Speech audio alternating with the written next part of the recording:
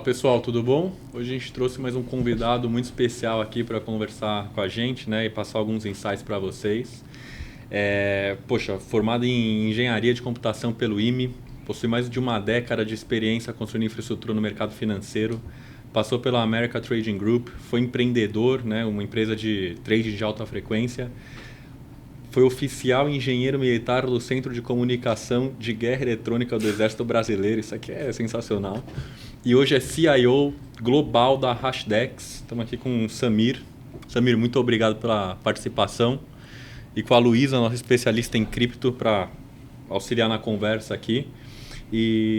Poxa, Samir, você tem uma história bem interessante aqui, né? Bem legal, do Exército até CIO global da Hashdex.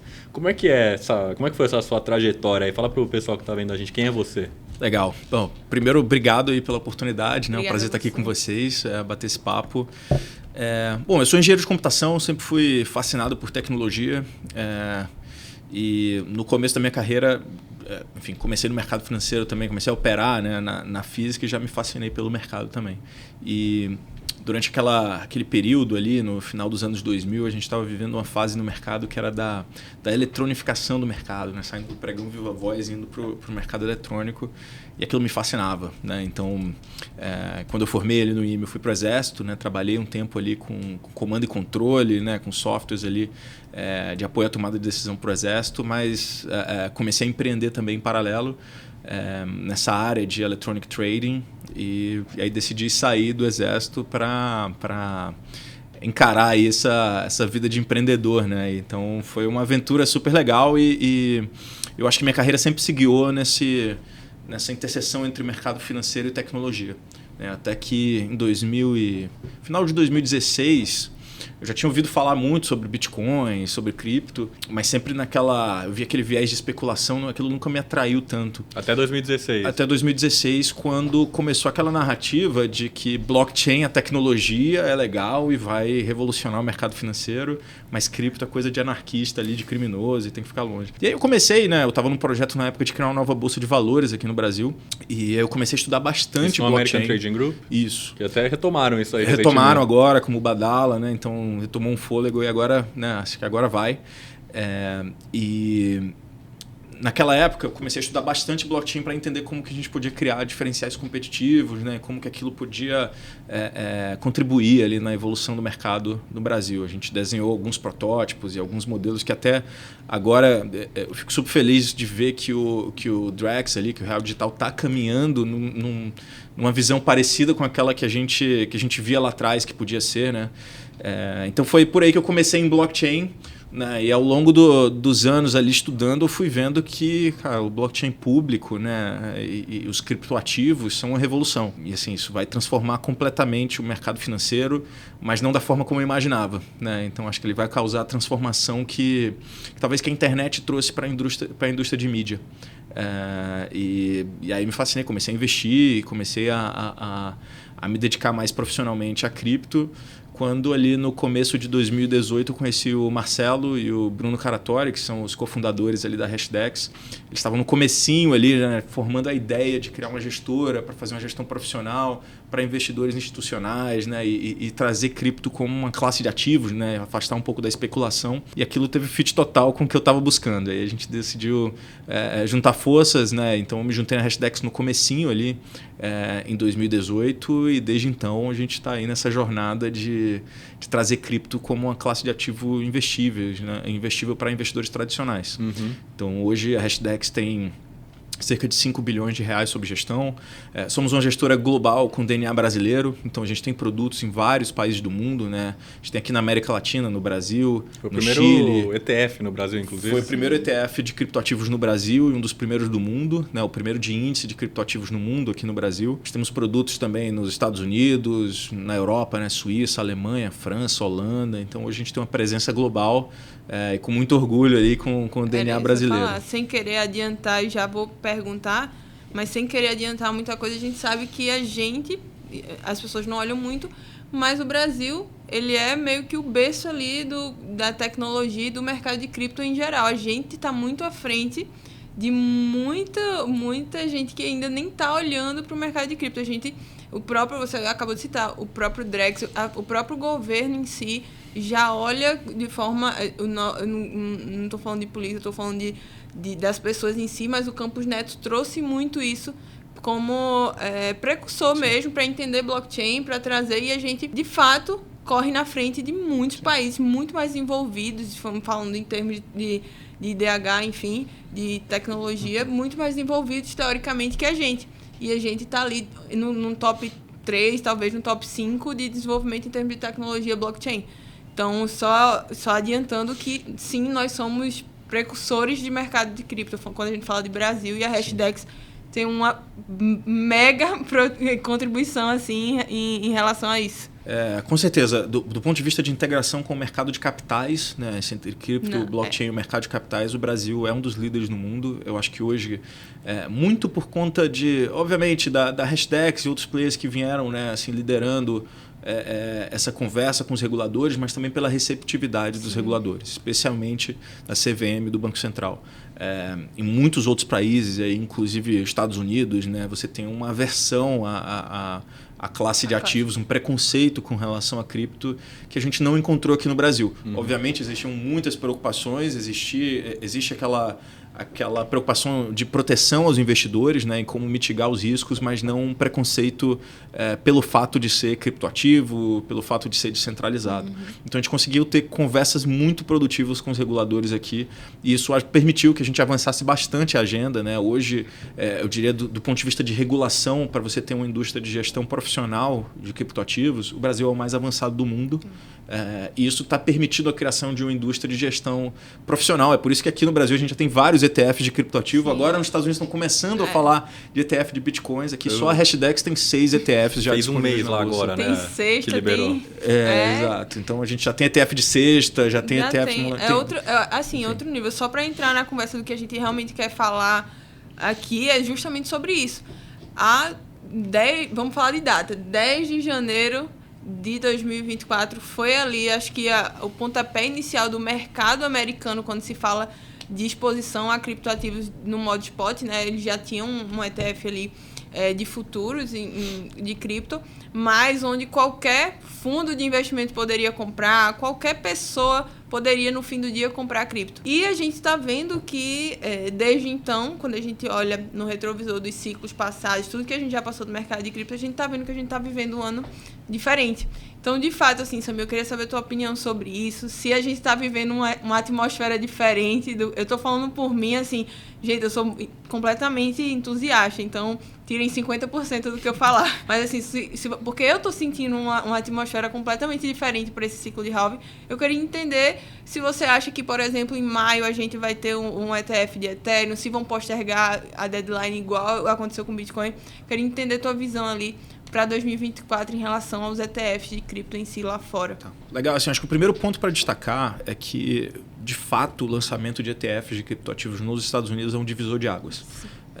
Então, só traça com a analogia o que aconteceu aqui no Brasil. Então, em 2021, quando a gente lançou o primeiro ETF de criptoativos aqui no Brasil, a gente aumentou o número de investidores de ETFs na B3 em 30% no primeiro mês. O Hash 11 se tornou, em poucos meses, o segundo ETF com o maior número de cotistas. Atrás só do IVVB11, que é um ETF de S&P 500, que já existia há mais de 10 anos.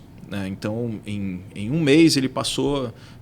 Em 3, 4 meses, ele passou o BOVA11, do ponto de vista de popularidade. E uma observação que ele passou muito tempo sendo o ETF mais negociado, né? Mais negociado hoje, assim, constantemente ele aparece nos top 5, Exato. Ali top 3 ETFs mais negociados na Bolsa Brasileira. Enfim, então assim, uma popularidade muito grande, né? Porque foi o veículo que permitiu que investidores tradicionais, institucionais, mas também o investidor que não se sente confortável em abrir uma conta numa corretora cripto, comprar aquele Bitcoin e depois ter que fazer a própria custódia, ter que ter um pendrive em casa para armazenar, e se for hackeado, se perder a senha, né? Todas aquelas preocupações, ele permite que o investidor comum passe a ter acesso a esse investimento. Então, foi transformador aqui no Brasil. Eu acho que na indústria de investimentos aqui no Brasil foi transformador. E o mercado de ETFs americano, ele é literalmente 1000 vezes maior do que o ETF brasileiro.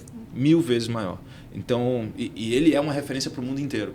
Então, o que acontece nos Estados Unidos repercute no mundo inteiro. Então, estava na Suíça alguns meses atrás, antes da aprovação dos ETFs, conversando com alguns private banks, né? E a conversa era sempre essa. Assim, uma vez que os Estados Unidos, que a SEC aprovar ali, ela der aquela chancela, aí eu vou ficar mais confortável de falar sobre isso com meus clientes. Então, isso repercute no mundo inteiro. Então, foi um marco. O volume que ele trouxe de demanda para o Bitcoin foi algo que os mais otimistas, as estimativas mais otimistas, né, assim, não imaginavam que havia esse nível de volume.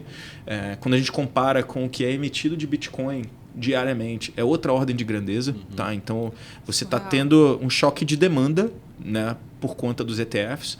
E é importante destacar que, apesar do volume estar subindo, estar crescendo, ele ainda não estabilizou. A gente acredita que ele vai ser muito maior ao longo desse ano. A média de aportes que a gente vai ver nesses ETFs ao longo desse ano vai ser muito maior do que a gente viu até agora, porque a maior parte das plataformas de investimento nos Estados Unidos ainda não está permitindo a negociação desses ETFs. Tem todo um processo de diligência. Ele precisa estar negociado por no mínimo 6 meses, tem que ter uma liquidez mínima, um tamanho mínimo, ele tem que fazer uma diligência no gestor. Então, tem todo um processo ali que precisa acontecer para eles autorizarem. E a gente tem visto também fundos de pensão que estão começando a mudar suas políticas de investimento para permitir a alocação nos ETFs lá nos Estados Unidos. Então, a maior parte do fluxo ainda não entrou, né, nesses ETFs. Então, é um choque de demanda que a gente está vendo. É o que nunca aconteceu antes, né, transformador ali para a trajetória do Bitcoin. E aí, como você falou, daqui a um mês a gente tem o halving do Bitcoin, né, que é quando a emissão de novos Bitcoins cai pela metade. Então, o que já era escasso vai ficar mais escasso ainda num ambiente que eu estou tendo um choque de demanda. Então, vai vir um choque de oferta e um choque de demanda ao mesmo tempo. Né? Assim, acho que da economia básica, né, a consequência natural. E falando em termos de números, só para as pessoas ficarem muito impressionadas, a última vez que eu vi em números de compra diária de recorde foram mais de 14 mil bitcoins comprados por dia por fundos de investimento. A gente tem somente 900 bitcoins produzidos, minerados por dia, que vão ser cortados pela metade agora. Em 30 dias vai virar 450. Então, só para vocês entenderem, só está crescendo, tá, gente? Começou ali com 2, 3, 4, 5 mil. A gente ficou impressionado quando chegou em 12. Semana passada bateu... A gente está gravando esse vídeo em março, semana passada bateu 14 e só cresce, como você me falou. Então, só para vocês entenderem a proporção disso. Isso cria uma reflexividade, porque essa demanda causa um impacto no Bitcoin, que foi esse rally que a gente viu ali desde que os ETFs foram lançados. E esse rally ele gera mais interesse. Então, a gente está tendo um número recorde de conversa com investidores institucionais, com family offices, querendo entender qual é a tese de investimento, por que subiu tanto e qual é a perspectiva daqui para frente. Então, e aí isso acelera os aportes, né? Que aí tem mais impacto no preço e vai gerando uma reflexividade. E é esse tipo de reflexividade que gera, numa classe de ativos ainda tão nova como cripto, gera aquele efeito de bolha. Vai ter um rally, o preço do Bitcoin vai explodir, ele vai para patamares surreais e depois vai ter que ter uma correção lá na frente para voltar para um nível mais racional. Provavelmente vai equilibrar bem, num nível bem mais alto do que o que a gente está vendo agora, mas é a dinâmica do mercado. Vai subir 100, 200, 300, 400%, depois tem que corrigir 30%, 40% para voltar para uma racionalidade por conta dessa reflexividade que o Bitcoin tem. Ele é bem, dá para olhar, por exemplo, a gente olha o desempenho dele em 10 anos, ele é o ativo que melhor performou nesses 10 anos. Só que se você olhar na janela, né, eu acho que é uma pesquisa até que vocês fizeram isso aí, ou ele está como o melhor ativo do ano, ou ele está como o pior ativo. Ele nunca fica no meio, nunca fica. Ele é sempre o melhor ou o pior. É um ano que ele é o pior, 3 anos consecutivos que ele é o melhor. Um ano que é o pior, e esse ciclo de 4 anos ele se repete. Está aí se repetindo aí há quase 15 anos. E isso tem muita relação com o halving e com esses viéses comportamentais. Né? O halving causa uma escassez que causa um impacto positivo no preço, que gera uma demanda. Essa demanda vira uma irracionalidade, cria uma bolha, depois tem uma correção. Então, é um pouco da própria dinâmica de reflexividade do Bitcoin. Importante destacar, essas altas têm sido cada vez menores. Então, quando você acumula, né, quando você acompanha os 3 últimos ciclos de halving, né, a alta foi decrescente. Começou lá em 5.000%, depois foi para 2.000%, acho que no último ciclo foi 600%. A volatilidade também veio caindo de forma relevante em cada um desses ciclos. Então, o que a gente antecipa para esse é que provavelmente vai ter um ciclo de muita alta. A gente não está esperando algo como 1000%, né, como aconteceu no passado. Deve ser algo ali menor do que no ciclo anterior, mas também com a volatilidade menor, né, com uma queda menor, porque ele está amadurecendo, né, está institucionalizando, né, a tese. Ele, por exemplo, se a gente pegasse o gráfico dos últimos halvings que ocorreram, geralmente davam 6 meses depois do halving para ele ter um aumento de preço, né, para ele valorizar. Só que agora, talvez por causa de ter coincidido com a SEC liberando o ETF lá fora, a gente já viu esse rally antes, né? E isso não tinha acontecido antes. Você acha que ainda pode ter uma alta depois do halving, do mesmo jeito que teve anteriormente, e que isso aqui foi momentâneo, por exemplo? Não, com certeza. Eu acho que essa alta, né, ele atingir a máxima antes do halving foi algo que surpreendeu todo mundo, porque tá todo mundo esperando que a história rime, né, assim se repita. Só que dessa vez a gente tem os ETFs americanos. O preço do Bitcoin ele é dado quase que exclusivamente pela demanda. Tá? A oferta é previsível, determinística, né, e só tem aquilo ali. São 21 milhões de bitcoins que vão existir, são 900 bitcoins que são gerados por dia, daqui a pouco vão ser 400. Então a oferta é inelástica, né? Não importa quanta demanda tem, a oferta não vai aumentar, não vai diminuir. Então o preço do Bitcoin é dado pela demanda. Se você tem uma explosão de demanda, tem um efeito direto no preço. O que acontece é que nos ciclos anteriores, essa explosão de demanda, esse choque de demanda, ele vinha como consequência do halving. Porque consequência de um desequilíbrio entre oferta e demanda. A oferta diminuía e a demanda permanecia constante ou crescendo ali marginalmente, causava um efeito positivo no preço que gerava o rally. Dessa vez, antes do halving, a gente teve um super evento ali, super catalisador de demanda, que foram os ETFs e, como eu falei, essa demanda ela está só começando, né? Ela ainda vai aumentar muito. Então, a nossa perspectiva é que sim, a gente está no começo de um ciclo de bull market que deve levar aí uns 12, 18 meses. Então, tem espaço para surfar aí. Provavelmente a gente vai entrar numa dinâmica de bolha ali no comportamento do Bitcoin no próximo ano. E é importante, né? Assim, os investidores, a gente pode falar um pouco mais à frente sobre isso, sobre a alocação. É importante os investidores terem consciência sobre isso para tomarem decisões de investimento inteligentes, né? Assim, sobre essa alocação. Não cair na tentação de ganância, né? De querer colocar tudo ali ou tomar um risco desnecessário. Né? Porque falando disso, né, um pouco, mas estar em cripto você já está tendo uma expectativa de risco-retorno bastante exponencial que nenhuma outra classe de ativo vai te dar. Não, sim, 99,9% de certeza disso. Assim, por vários estudos, a Hashdex, se vocês olharem o último Outlook, inclusive, assim, elogiando muito o Outlook de vocês, está a outro nível, vocês sabem. Obrigado. Disso, né? Então, assim, vocês olharem o Outlook da Hashdex, inclusive, deve estar disponível já. Na época, vocês está disponível no site, sim. Já está disponível. Vejam todos os estudos que eles fizeram lá. Está claro, através de estudo, baseado em dados, que cripto tem essa exponencialidade. E falando um pouco disso, eu queria entender como é que vocês formam a cesta, quais são os setores que vocês olham bastante, como esse estudo para que vocês tenham, por exemplo, eu sou apaixonada pelo ETF Web3, Web11, tipo, Web311, Web311, né, o ticker. Eu assim, para mim é a melhor cesta de contrato inteligente. Eu sou meio enviesada no Ethereum, vamos dizer assim. Então eu queria entender qual é a perspectiva de vocês em relação ao setor, como é que vocês montam, o que é que vocês olham.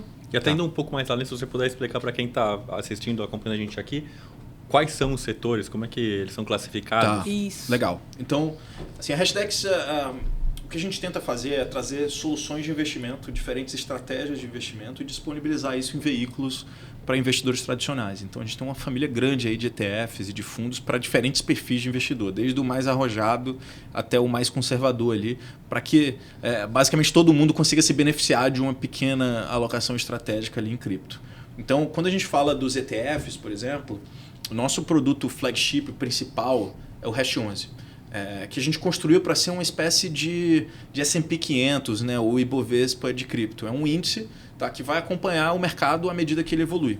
Tá? Então, é um índice que hoje possui 9 ativos, tem um rebalanceamento trimestral, então a cada 3 meses novos ativos podem entrar, outros ativos podem sair. É um índice que a gente construiu com a Nasdaq. Tá? Então, a Nasdaq é responsável pela governança e pela administração desse índice hoje em dia. Então, é uma marca super de respeito, ali, de reputação e que cuida bastante desse índice para garantir que a gente está longe ali de fraudes ou de furadas ali dentro do mercado de cripto. E é um produto ideal para quem está começando. Então, assim, não tenho nada de cripto, quero começar a alocar. O Hash11 vai te dar uma alocação balanceada de longo prazo. Você pode ter a tranquilidade de investir no Hash11 hoje e segurar para 5, 10 anos, porque ele vai para onde o mercado evoluir. Né? Você não tem o risco de, por exemplo, vai que você aloca hoje no Ethereum e daqui a 5 anos não é mais o Ethereum, é o Solana que mudou e você vai ter que... Enfim, então, para evitar esse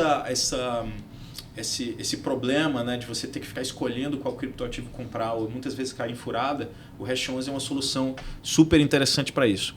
A gente tem 2 ETFs monoativos, né, tem o BitH11 e o ET11, que são ETFs que investem respectivamente ali no Bitcoin e no Ethereum. Esse aí já é para o investidor que sabe o que quer, né? O que quer montar a própria carteira, quer ter uma composição diferente ali da carteira do que a gente... Inclusive, fazendo o merchan da gente, a gente tem uma carteira administrada só da Hashdex, né? Em que a gente faz isso, a gente consegue bater o NCI, está batendo o NCI no ano, justamente porque a gente... tanto ETF que a gente tem dentro da Hashdex que a gente consegue fazer essas mudanças e alocações. E é um pouco do nosso objetivo, é fornecer ferramentas aí também para investidores institucionais, investidores profissionais, fazerem uma gestão de criptoativos e oferecerem, né, como a carteira que vocês têm aqui, que é super legal e que eu acho que tá batendo o NCI, né? Tá performando melhor do que o Hash11. Agora, no fechamento, a gente, desde a criação dela, 126%, NCI 107%. Então, assim, bem legal. Então, assim, aí tem o Bitcoin e Ethereum e a gente tem 3 produtos temáticos, 3 ETFs temáticos. O DeFi 11, o Web3 11 e o Meta 11. Como é que a gente vê, né, esses ETFs temáticos? Tem 5 grandes temas em criptos que a gente gosta de acompanhar. O primeiro é o Bitcoin como uma reserva de valor digital emergente. Tá? A tese de investimento que a gente tem é que o Bitcoin, em alguns anos, ele vai se tornar uma reserva de valor tão utilizada ou mais do que o ouro, do que imóveis, do que títulos públicos, para preservar valor ao longo do tempo. E ele é uma tese por si só, não tem nenhum outro ativo, criptoativo, que concorre com o Bitcoin dentro dessa tese de investimento. Você tem as plataformas de smart contract, que são uma nova plataforma computacional, né, que está possibilitando a criação de uma revolução ali dentro da economia digital. E elas são o back-office, o backbone ali de como funcionam as aplicações de criptoativos, os contratos inteligentes. É o motor que move essa economia de blockchain.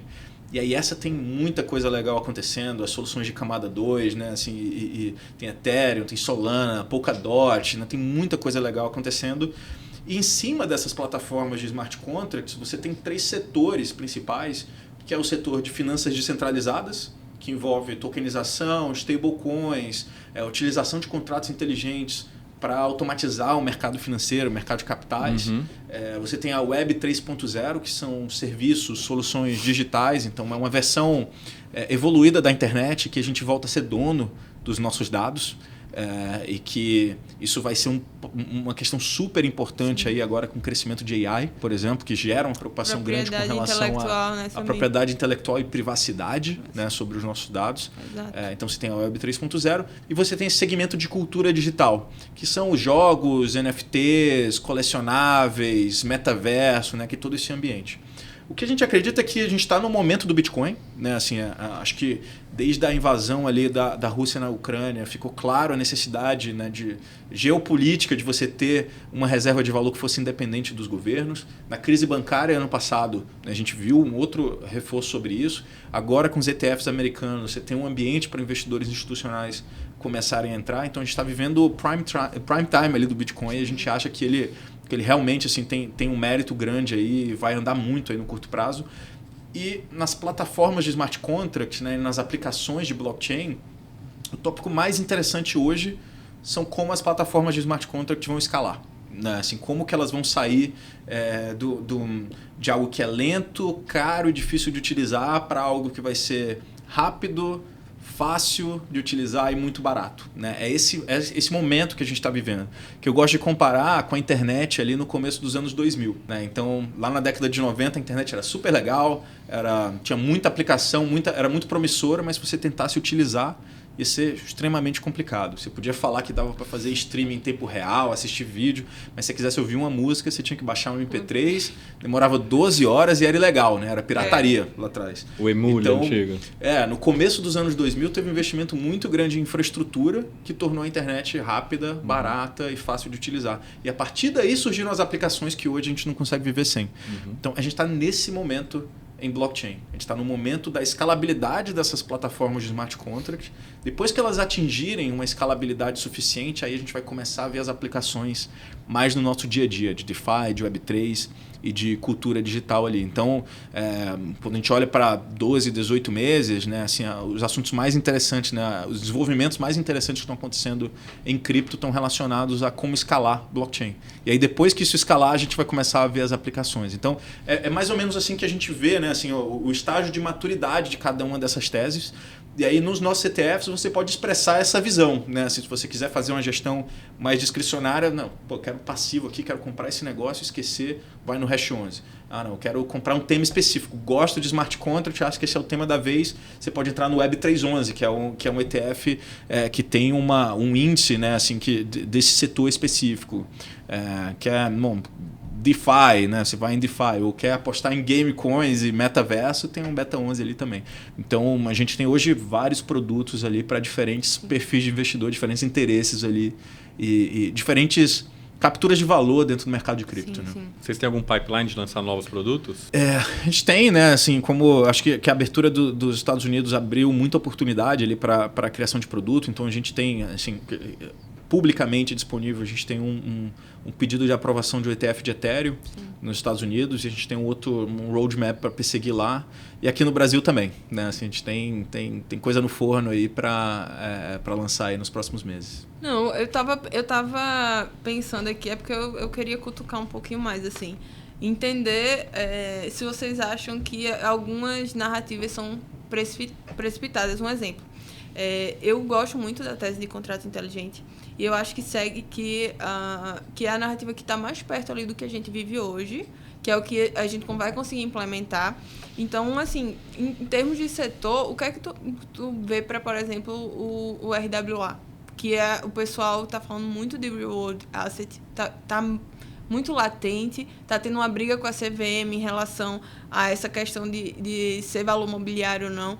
Então, eu queria entender qual é a tua visão em relação a isso, se você acha que existe espaço, se dá para crescer, como é que está essa visão. Tem gente falando de bolsa só, de ativos tokenizados, então eu queria entender um pouco, porque assim, eu tenho minha visão, eu sou completamente enviesada do que eu acredito muito do que vai acontecer nos próximos anos, mas eu queria entender a visão da Hashdex de forma da regulamentação, do que está acontecendo aqui. Então, quando a gente fala de RWA, né, são Real World Assets, né, é a tokenização de ativos reais. Né? Então, você pegar ativos que hoje estão registrados em contrato em pedaço de papel, que está lá no cartório, com carimbo ali de um notário, e transportar isso para um ambiente de blockchain, em que o registro deles é feito num ambiente 100% digital com assinatura eletrônica. Blockchain é a tecnologia que vai substituir os cartórios. Então, quando a gente fala de RWA, né, acho que quando a gente olha daqui a 10 anos, todos os ativos vão ser tokenizados. Né? A gente não vai ter mais contrato de papel. Né? E acho que aqui no Brasil, o Roberto Campos Neto, ele viu isso e ele tem sido um evangelista sobre isso. Né? Assim, que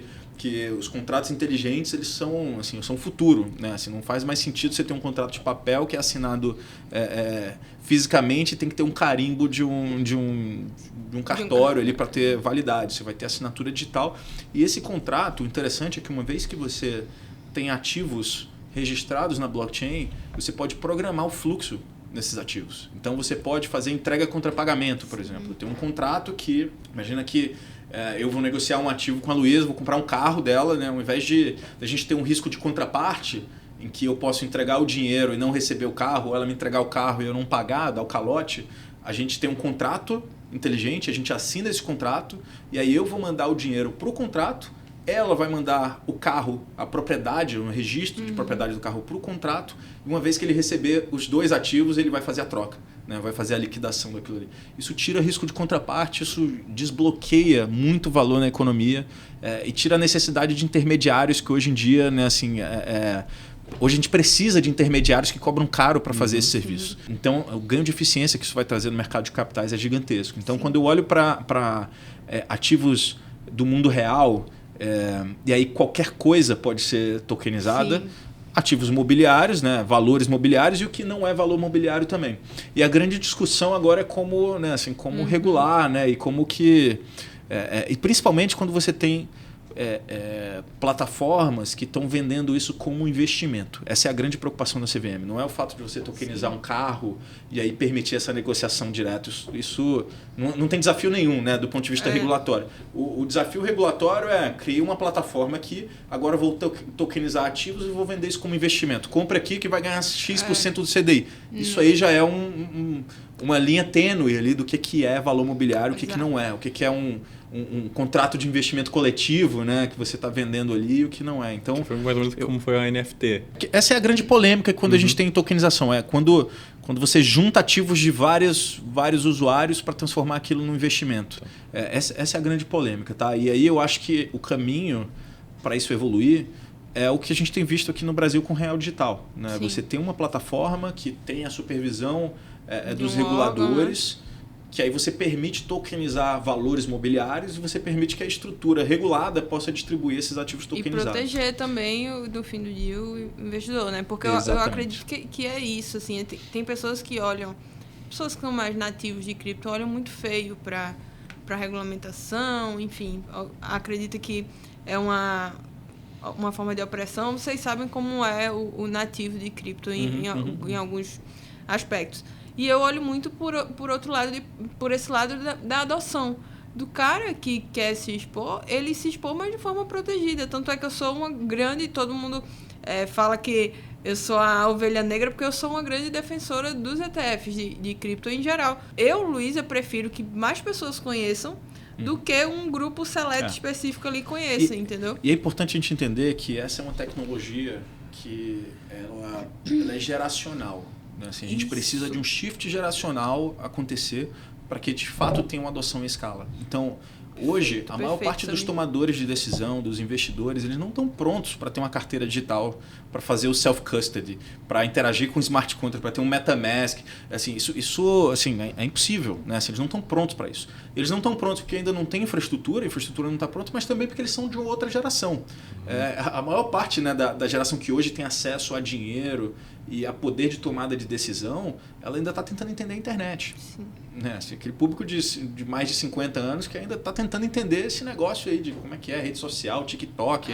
Então, assim, é muito esperar que a gente vai ter uma revolução, que a gente vai sair de hoje, a gente tem um sistema completamente fechado e amanhã vai virar ter uma revolução e agora é tudo blockchain, tudo tokenizado e todo mundo é seu próprio banco.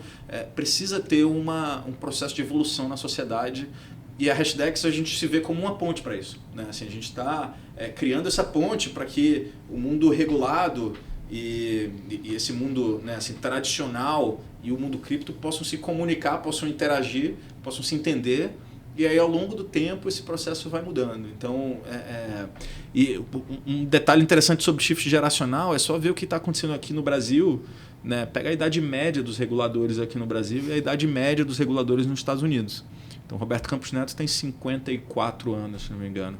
O Jerome Powell, né, que é o par dele lá nos Estados Unidos, tem 78. Então, assim, Jerome Powell está tentando entender a internet ainda. Assim, esse cara não vai entender blockchain. Então, você precisa de um shift geracional para que a economia mude, né? Para que a economia vire digital e vire tokenizada. E é isso que vai acontecer. É inevitável que isso aconteça nos próximos anos. Foi o que aconteceu com a internet e é o que vai acontecer com blockchain.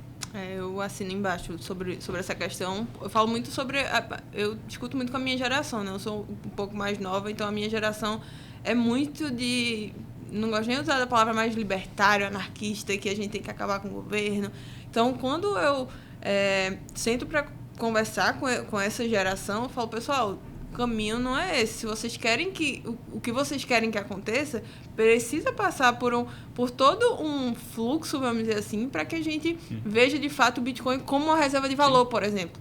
Então precisa sim disso tudo que você falou agora para que a gente de fato consiga fazer o que a gente mais sonha, que é disseminar esse mercado como todo, para que todo mundo consiga usar a tecnologia em si. E é por isso que, por exemplo, a gente acredita muito na tese do Bitcoin como uma reserva de valor digital emergente, porque no momento que essa geração que hoje já compra Bitcoin, já está acostumada a ter Bitcoin na carteira, passa a ser dirigente de banco central, vai ser muito mais fácil você ter reservas internacionais e ter um pouquinho das reservas internacionais em Bitcoin também, por que não? Né? Assim, o Banco Central tem 5%, 10% de ouro, por que não ter 5%, 10% de Bitcoin? É mais fácil, mais rápido, é uma reserva de valor mais eficiente. Do ponto de vista ESG, é melhor do que você poluir o solo com chumbo e poluir lençol freático tentando extrair ouro da terra. Então, assim, eu acho que isso... Mas para isso precisa de um shift geracional. Não é o Jerome Powell que vai comprar Bitcoin. Pois mais uns 3 depois dele. Ou... Talvez. Mas isso é um movimento que, por exemplo, isso é um movimento que a gente já viu alguns grandes gestores dos Estados Unidos mudando o pensamento, né? Por exemplo, o CEO da BlackRock, estamos falando da maior gestora de ativos do mundo, né? Uma das. Alguns anos atrás ele era completamente contra, ele até mencionou isso aqui é um mundo, eu não lembro as palavras exatas que ele usou, mas isso aqui é um mundo de lavagem de dinheiro, alguma coisa nesse sentido que ele falou. Índice de lavagem de dinheiro. Um índice de lavagem de dinheiro. E hoje, ele... Um dos ETFs que mais se beneficiaram do fluxo positivo foi da BlackRock, né? Ela colocou o registro para soltar um ETF de cripto nos Estados Unidos, né? E foi beneficiado nessa primeira leva. Estamos falando de um dos principais players aí de gestão de recurso, né? Mas ainda tem muita gente para mudar isso aí. Mas você vê outras grandes instituições? Tem mais alguma outra grande instituição que está mudando esse pensamento? Ou por enquanto não? Por enquanto está indo um passo de cada vez. Liberou agora o ETF de... Não, assim, acho que isso está acontecendo... Assim, vários dos players que a gente conversa, e a gente está no mercado há 6 anos, batendo na mesma tecla. E assim, tem institucionais que quando... A gente conversava em 2020, 2021, eram extremamente céticos, não queriam nem falar sobre o assunto, e hoje já estão interessados, já estão olhando. Então, isso está acontecendo, tá? Essa mudança, ela enfim, tá de fato acontecendo, e a gente consegue notar no dia a dia, né? Assim, que de fato o interesse tem mudado. Nos Estados Unidos especificamente, tem uma preocupação muito grande com relação à trajetória da dívida, tá? E diferente... do Brasil, que você consegue se proteger comprando dólar, né? Você consegue se proteger da política monetária brasileira ou do caos político brasileiro investindo no exterior. Indo para outra política monetária, né? Lá nos Estados Unidos você não tem opção, porque o dólar é a moeda de reserva. Então você vai sair para onde? Você vai investir no Brasil, vai investir na China, assim, então todo esse contexto geopolítico e a trajetória da dívida americana está gerando uma preocupação gigante no americano. Né, assim, de como é que eu me protejo dessa situação, né, de um período, né, que a gente vai ter que viver de mais inflação, porque simplesmente a trajetória da dívida americana está insustentável. E a gente tem visto cada vez mais os investidores vendo o Bitcoin como essa alternativa. Esse movimento todo começou em 2020 com... Acho que o Stanley Druckenmiller foi o primeiro, é um investidor super respeitado lá nos Estados Unidos. Ele começou a falar, olha, esse ritmo de impressão de dinheiro aqui, o resultado natural vai ser a inflação, e eu estou vendo aqui que a melhor forma, né, de me proteger contra isso é comprando Bitcoin. Na época isso era assim, um pensamento super arrojado. Depois vieram vários outros, né, que o Bill Miller, veio o Michael Saylor, né, ali, muito conhecido ali, que hoje, né, assim, é um super evangelista ali, de Bitcoin. Então, cada vez mais o americano tem visto que assim, não tem muita escapatória, né, para essa trajetória de dívida americana, e não tem como ele se proteger. Tá? E aí o Bitcoin tem aparecido como uma alternativa. Então, cada vez mais, e à medida que a gente vê a trajetória da dívida americana fora de controle, a gente vê eleição americana, né, essas duas opções lamentáveis aí que a gente tem para ser feita aí nos próximos meses, que não tem uma perspectiva de melhoria na gestão política ali do país, isso reforça a necessidade do Bitcoin. Então, está acontecendo cada vez mais e esse é um tópico assim, super relevante nos Estados Unidos. A maior parte dos institucionais americanos que a gente conversa que estão considerando o Bitcoin não é por conta do halving, não é por conta dos ETFs da BlackRock, não é por conta de especulação, de para quanto vai to the moon. É porque eles estão vendo que não tem escapatória. Isso é uma nova, tem que ser um movimento. Exato. É um movimento. Mas muita gente ainda fica um pouco receosa, principalmente pelo desconhecimento, né? Mas fica um pouco... Entre a opção de ouro e de Bitcoin, ainda prefere um pouco ouro por conta da segurança, não sei, por conta de um pensamento que já existe que o ouro existe, o ouro eu consigo encostar, né? O cripto não, mas você pensa que por ser um sistema descentralizado, o próprio blockchain se autoalimenta, né? Isso aí diminui esse risco, passa essa barreira? Você acha que... eu acho que isso é uma barreira, de novo, educacional, geracional. Assim como tem gente que prefere receber o jornal impresso, em papel, todo dia em casa e ler, né, assim, tem gente que prefere comprar o livro físico e ler o livro físico ao invés de usar um Kindle ou um tablet ou um celular. É uma preferência geracional. Né? E o ouro, né, milhares de anos, tem sido utilizado como reserva de valor. O Bitcoin está aí há 15 anos aí tentando provar o seu valor. Então, é natural que ainda tenha muita desconfiança e ceticismo. E é natural de uma geração que não cresceu com a internet, que não cresceu com ativo digital, ainda ver a necessidade de tocar no negócio. Né? Como assim tem uma reserva... Como é que eu encosto, né? Como é que eu pego o Bitcoin? Como é que eu toco? Né? O negócio etéreo lá que está vivendo no mundo virtual. É um conceito muito estranho para quem não nasceu na internet. Né? É melhor você pegar um investidor dos anos 80 aqui no Brasil e falar vai para a Bolsa hoje. Exato, imagina, que loucura, né? Não, pelo amor de Deus, vai. Bolsa é muito arriscado. Bolsa é muito arriscada. Pô, e a inflação aí. Não, legal.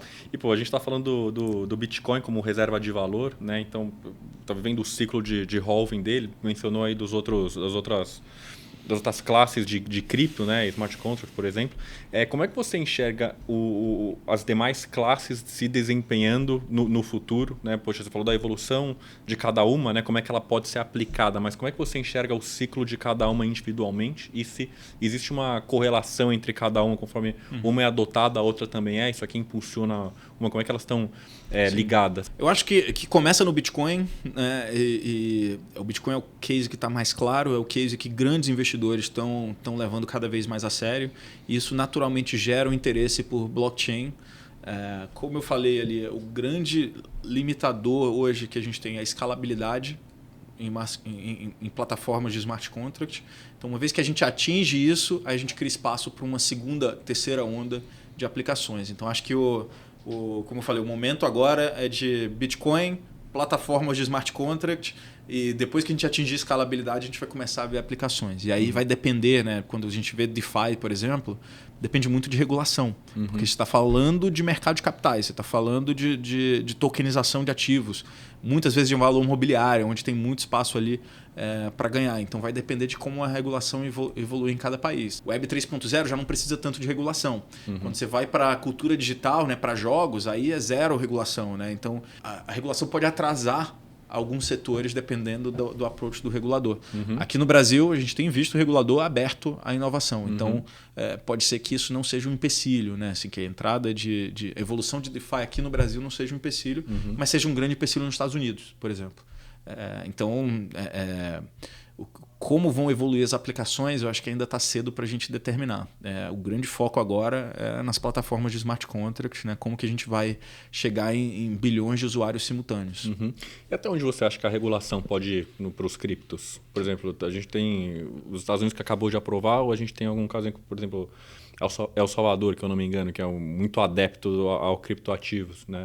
Então, cada país tem uma visão diferente. Como é que você enxerga, de maneira geral, a regulamentação indo por cima dos criptos? Acho que basicamente todos os países desenvolvidos já têm alguma espécie de framework regulatório para cripto. Quem está atrasado é os Estados Unidos, né? Assim, e isso muito por conta do aspecto geracional mas também pelo fato dos Estados Unidos ser o dono da moeda de reserva global. Então, assim, ele tem todo o interesse em defender a hegemonia do dólar e do sistema financeiro americano.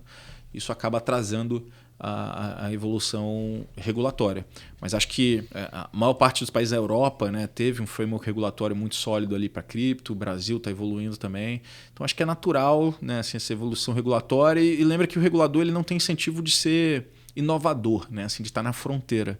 Ele vai reagir à demanda do mercado. Então, à medida que o mercado vai trazendo as demandas, as oportunidades, o regulador vai tendo que evoluir. Então, assim, aqui no Brasil, né, só tem ETFs, tem indústria de fundos, de criptoativos, tudo porque a Hashdex estava lá conversando com o regulador, tentando aprovar. Se não tivesse ninguém pedindo, não ia ter ETF. Né? Então, acho que é um pouco dessa relação entre mercado e regulador, né, que tem que ter um aspecto positivo e eu acho que aqui no Brasil tem. Até um ponto, né? Eu acho que esse é um ponto bem palpável para quem investe, até para talvez quem investe há mais tempo do que quem está começando agora, né?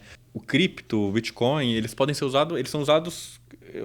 Vocês têm até um material legal sobre isso, sobre a gestão de risco no portfólio, né? O fato dele ser altamente volátil e ser descorrelacionado, né? Ele é uma opção de gestão de risco, né? Vocês enxergam o pessoal adotando eles como gestão de risco? Por exemplo, os investidores institucionais que você mencionou que estão adotando, eles têm adotado mais como o objetivo de ter um ganho em cima disso, uma valorização, ou como gestão de risco? Como é que você tem visto o pessoal usando isso aí? No final é sempre como otimizar o portfólio. Só que quando você fala em otimização de portfólio para investidores profissionais, você não está só falando em maximizar o retorno.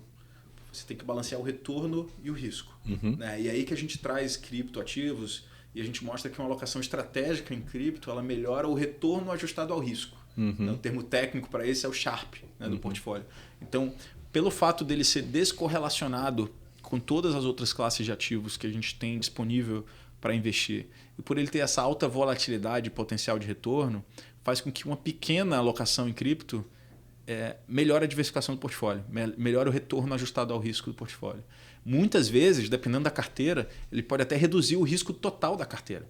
Né? Tornar a carteira mais defensiva, menos arriscada. O que não é intuitivo. Né? Bom, um ativo com esse nível de volatilidade, esse nível de risco, como é que se eu adicionar um pouquinho, minha carteira vai ficar menos arriscada? Né? Mas esse é o efeito da diversificação, esse é o efeito da descorrelação, que é super interessante. Então, o que a gente vê em carteiras locais aqui no Brasil é que, dependendo da carteira, né, de perfis mais conservadores ou até agressivos, entre 1% e 5% de alocação é um percentual que não vai aumentar muito o risco da carteira como um todo e vai trazer um benefício super interessante no retorno. Tá? Então, obviamente, se você alocar 1% em criptoativos, você não vai ganhar tanto como se você tivesse alocado 20%, 30%, 40%, mas também quando o mercado despenca, você não vai perder sua noite. Né? Então, o que pode acontecer, o que é bem comum acontecer. O que é muito comum, é um ativo que tem uma volatilidade muito alta. A volatilidade dele é o triplo de uma volatilidade de bolsa. Né? Então, ele é uma renda variável que varia. Né? Varia então, bem. Então, assim, o que a gente normalmente fala para os investidores é que a diferença entre o veneno e o remédio é o tamanho da dose. Então, o cripto pode ser um veneno na carteira ou pode ser um remédio, dependendo do tamanho da dose que você escolhe.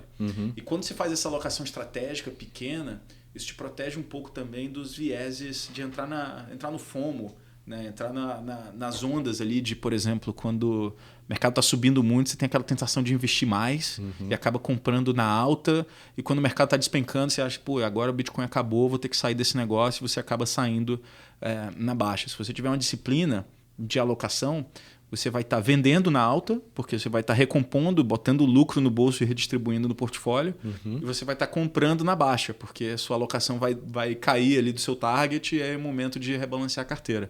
Então, essa teoria de gestão de portfólio, né, quando a gente pega uma classe de ativos como cripto, a gente vê que tem muita oportunidade de otimização das carteiras. E aí a gente tem produtos que ajudam aqueles investidores que não têm essa disciplina de ficar fazendo essa gestão, né, de olhar semestralmente ou anualmente para a carteira e rebalancear, que ajudam a fazer isso de forma mais sistemática. Né? Então, a gente tenta também ter soluções de investimento aí que ajudam nesse sentido. Legal. E, meu, é realmente isso que você falou. É curioso, né? O fato dele ser tão volátil, teoricamente com mais risco, né? E ele acaba diminuindo o risco da carteira. Que é quando a gente vê o princípio da diversificação, né? Porque você roda uma... Eu passei isso aqui, fiz esse exercício aqui esses dias. Eu rodei uma matriz de correlação do Bitcoin. Acho que foi com o Bit. Acho que foi com o Bit, lá nos Estados Unidos, né? Com diversos outros índices, com diversos ETFs que tem. Ele tem correlação negativa com quase tudo. Com quase tudo. Sim. Então é uma Não, total. E assim, isso é muito raro de acontecer. Quando você olha, principalmente que você olha na carteira local aqui no Brasil, tudo aqui é correlacionado com o Kit Brasil de juro e dólar. Né? Então todas as opções de investimento que você tem disponível hoje aqui no Brasil tem uma correlação forte com juros e com dólar. Cripto não tem. Então, assim, acho que isso traz um poder de diversificação, né, super interessante. É realmente uma novidade. E é legal como é que a evolução dele, né? Ele nasceu... Eu li aquele livro Digital Gold, que acho que é um dos principais livros que tem do Bitcoin, pelo menos um dos primeiros aí. Como é que ele evoluiu, né? Poxa, ele saiu de um blog, virou o que é hoje, está sendo adotado por um investidor institucional. Mas acho que o ponto-chave dentro dele é a tecnologia do blockchain, né? Eu penso que essa tecnologia não é muito clara para todo mundo e eu me incluo nessa lista também. Você consegue explicar um pouquinho como é que funciona essa tecnologia do blockchain? Tem várias formas de explicar. Eu vou tentar não ser muito técnico, né? Assim, para não entediar aí quem está nos assistindo. Blockchain é uma tecnologia que permite que a gente escale algo dentro do mundo digital, que é a confiança.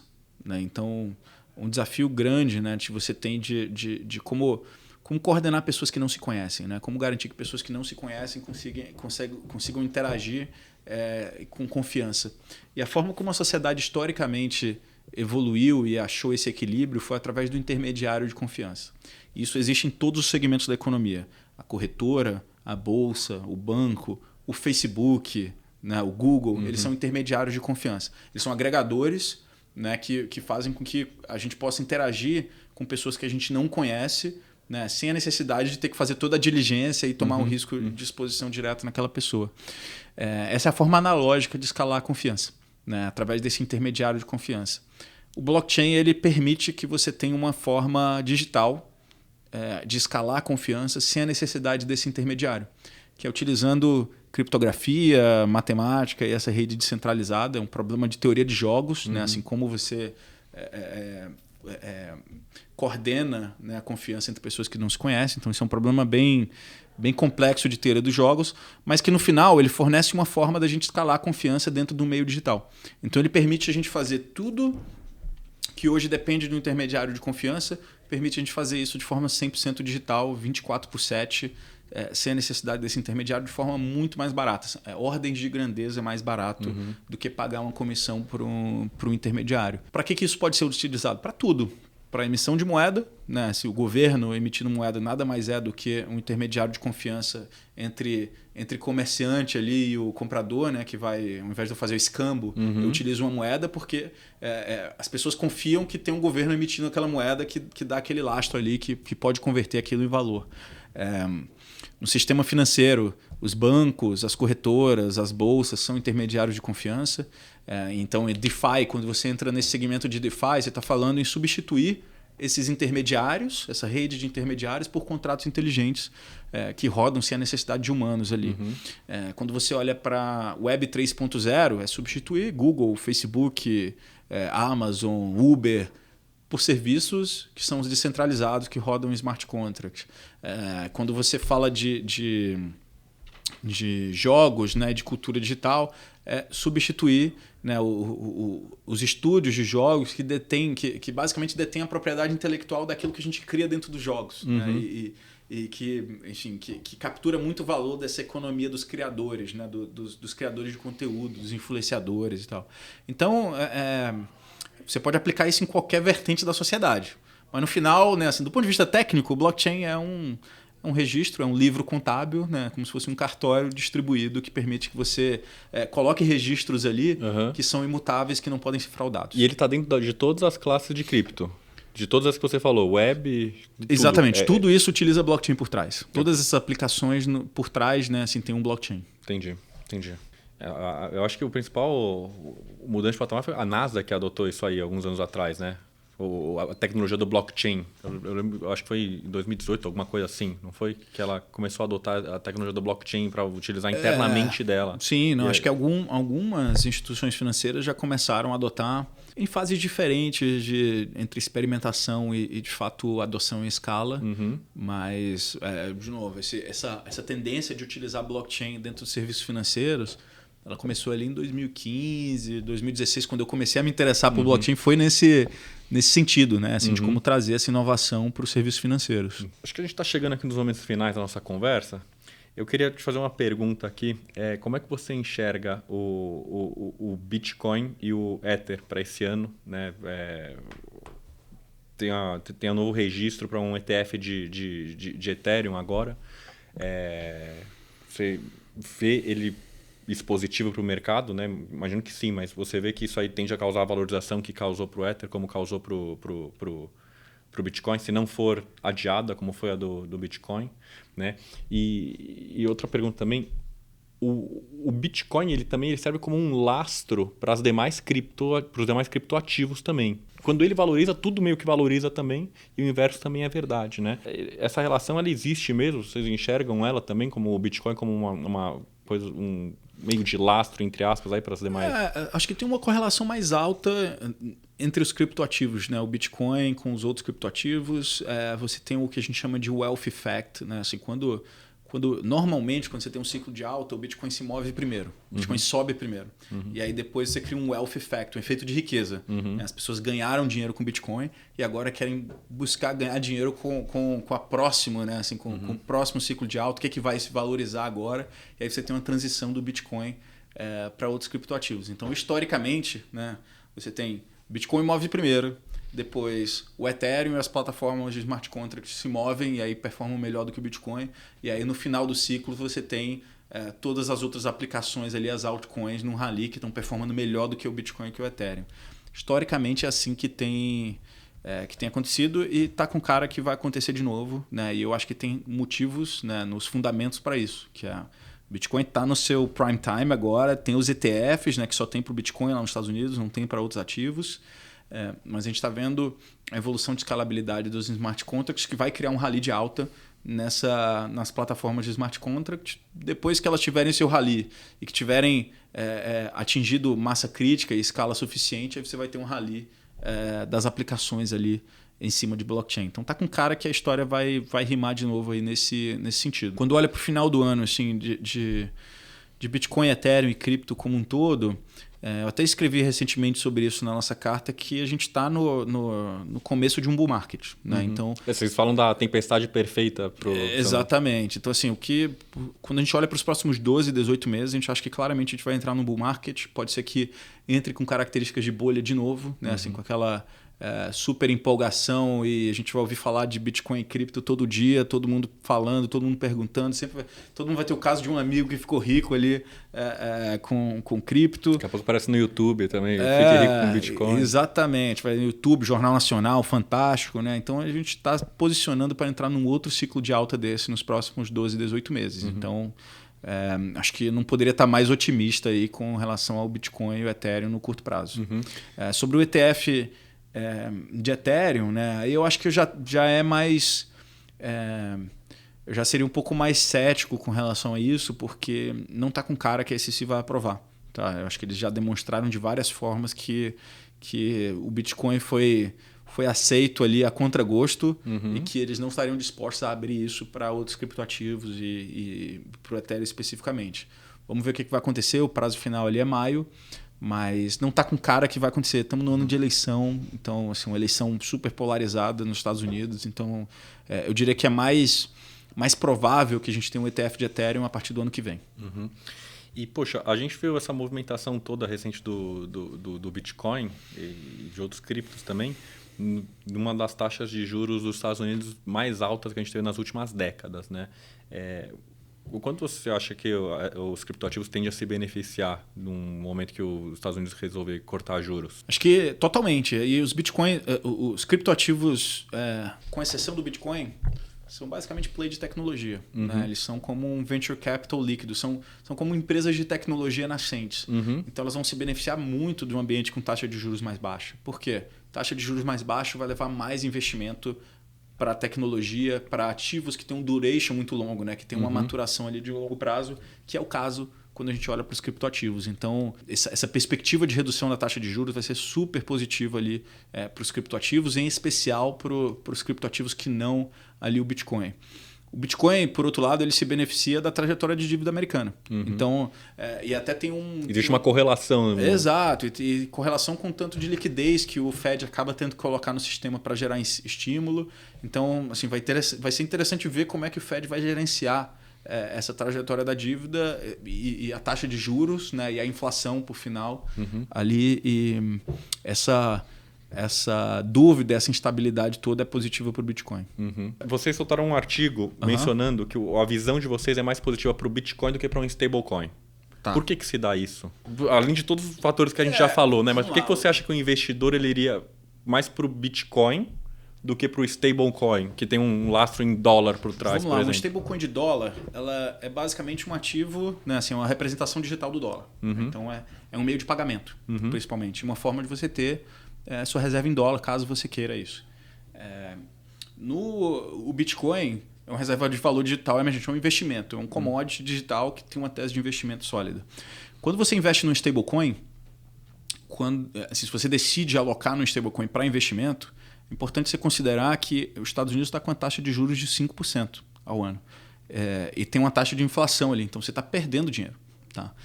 Seria melhor, se você quisesse ter uma alocação em dólar, que você investisse numa renda fixa dolarizada. Você comparasse títulos públicos americanos que vão te pagar 5% ao ano em cima desse dinheiro que você está investido. Então, stablecoin não é um bom investimento. Tá? Assim, é um excelente meio de pagamento, tem muita perspectiva, isso vai crescer muito ao longo dos próximos anos, mas a gente não acha que é um bom investimento, no que faz sentido você comprar stablecoin para segurar para o longo prazo. Você tem vários riscos ali envolvidos e você não ganha nada para carregar aquele ativo, e você ganha se você carregar o dólar ali através de treasuries. Então, eu acho que essa é a grande diferença. Né? Quando você fala para pagamentos, stablecoin é melhor do que Bitcoin para pagamentos hoje. Porque a infraestrutura é mais escalável, está em plataformas que são mais escaláveis ali do que a do Bitcoin, e ela tem um valor estável. Né? Ela tem um valor que está atrelado ao dólar, que assim, tem uma volatilidade bem menor do que a volatilidade do Bitcoin. Então é mais fácil você utilizar para comércio, para pagamento, para remessas. Mas como investimento, né, assim, acho que não é um bom investimento o stablecoin.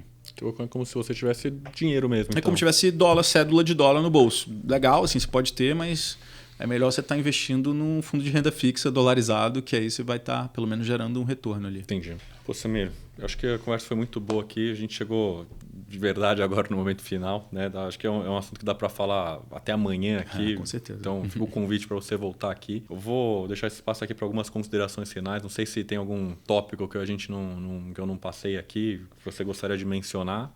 Deixo aberto aí para você. Legal. Obrigado pelo convite. Assim, foi um prazer. Adorei bater esse papo. Contem sempre com a gente, com a Hashdex aí para ajudar a navegar aí essa classe de ativos. Para quem está assistindo, né, se quiser entender um pouco mais sobre cripto, acesse o nosso site, tem muito conteúdo legal. Se tiverem dúvidas, né, manda mensagem para a gente ali nas redes sociais, que a gente tem um time ali que está sempre disposto a atender e ajudar. Então, contem com a gente aí para navegar essa classe de ativos. E eu reforço isso, tem muito conteúdo legal mesmo no site de vocês. Dá para... Não, é muita coisa de qualidade lá mesmo. Pô, muito obrigado. Aproveitando aqui no final, a gente está montando a Blockbuster do Condado. Eu queria te perguntar se você tem alguma indicação aí, algo que você assistiu, um filme, uma série, um documentário, alguma coisa assim que você gostaria de recomendar aqui para o pessoal, que você acha que agregou alguma coisa aí para você. Bom, quando olha para cripto, tem muito documentário legal no Netflix. Né, que eu acho que vale a pena para entender um pouco do que acontece ali por trás.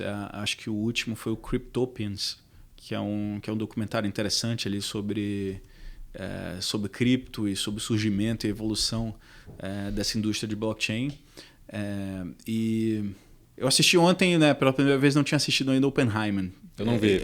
Excelente, filme excelente. Acho que dá uma perspectiva legal aí, histórica sobre um momento divisor de águas ali, né, que foi o surgimento da bomba atômica. E eu acho que a gente está vivendo uma geração, esses próximos 10 anos também vão ter muitos divisores de água do ponto de vista geopolítico. Então, é legal colocar em contexto e até para entender, né, assim, valorizar o momento que a gente está vivendo, né, que a gente está vivendo a história sendo escrita. Muito obrigado pela participação. Obrigado a você que acompanhou a gente até aqui. Até a próxima.